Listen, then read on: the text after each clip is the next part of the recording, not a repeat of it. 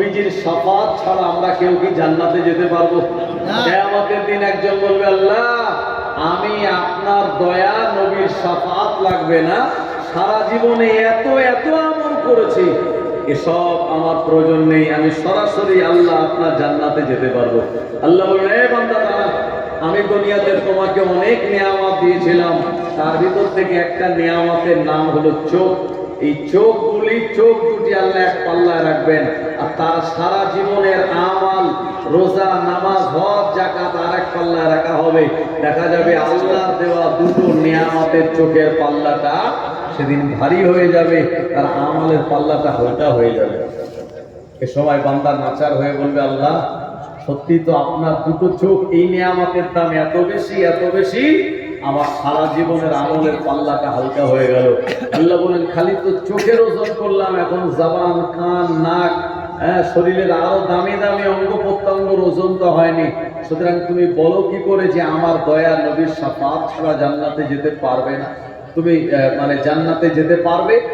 এ সময় ওই লোকটা নাচার হয়ে বলবে, আল্লাহ আপনি আমায় ক্ষমা করুন, নবীজির সুপারিশ ছাড়া জান্নাতে যাওয়া যাবে না, সঙ্গে থাকবে আপনার দোয়া। জোরে বলেন সুবহানাল্লাহ। ইয়া নবী মুহাম্মদ, ইয়া রাসূল মুহাম্মদ, তুমি মোর শাফায়াত, তুমি মোর শাফায়াত,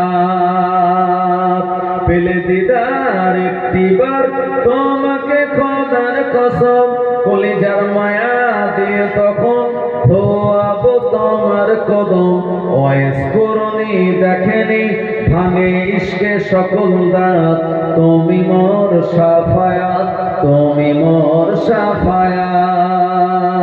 ইয়া নবী মুহাম্মদ, ইয়া রাসূল মুহাম্মদ, তুমি মোর শাফায়াত, তুমি মোর শাফায়াত।